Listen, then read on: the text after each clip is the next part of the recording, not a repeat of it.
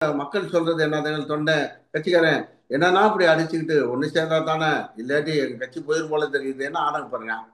இந்த இயக்கத்தால எந்த பலனும் அடையாத தொண்டன் பொதுமக்கள் நீங்க இப்படியெல்லாம் அடிச்சுட்டு கிடந்தா நிச்சயமா அடுத்து திமுக தான் வரும். இதுக்கு தான் எம்ஜிஆர் அம்மா இந்த பாடுபட்டு இந்த கட்சியை உருவாக்கி விட்டு போனாங்களா, உங்களுக்கு கொஞ்சம் கூட விஷயம் தெரியாதா என்ற மக்கள் சொல்லக்கூடிய கருத்தை அண்ணன் ஓபிஎஸ் அவர்கள் மருது சகோதரர்களுக்கு புகழ் வணக்கம் செலுத்த காளையார் கோயில் சென்ற இடத்தில் அவரிடம், நீங்கள் தமிழ்நாட்டின் மூத்த அரசியல் தலைவர்கள் ஒருவர், இன்றைக்கு முதலமைச்சர், அடுத்து திமுக ஆட்சி தான் என்கிறார், உங்களுடைய கருத்து என்ன, யதார்த்தமா சொல்கிறீர்கள் என்று கேட்டால், அவர் பொதுமக்கள் பேசிக் கொள்கிறார்கள், உங்களுக்குள் ஒற்றுமை இல்லாமல் அடித்துக் கொண்டால் திமுகவுக்கு தான் வாய்ப்பு என்று பொதுமக்கள் பேசிக் கொள்கிறார்கள் என்று சொன்னால் எப்படி திமுக ஆட்சிக்கு வரன்னு அவர் மேல பாஞ்சு பெறாண்ட நினைச்சா இது என்னங்க அர்த்தம்? யதார்த்தத்தை சொல்லக்கூடாதா? இவ்வளவுக்கு முன்னாடி இல்ல இல்ல எடப்பாடி தான் சிஎம் அவர் வரல, நாங்க எங்களை பொய் பேச சொல்றீங்களா? இப்பவும் நாங்க சொல்றோம், நாங்க ஒன்றுபடவில்லை என்றால் நிச்சயமா it is going to be an easy go for the DMK to stage a comeback.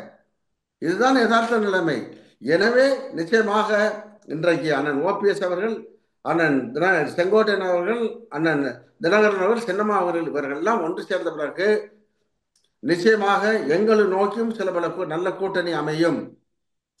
எனவே திரு எடப்பாடி பழனிசாமி அவர்கள் இத்தனை பேரையும் வெளியேற்றிய பிறகு பாரதிய ஜனதா கட்சியும் இவருடன் கூட்டணி வைப்பதனால் என்ன பலன் என்பதை சிந்தித்து தக்கவாறு முடிவெடுக்கும்.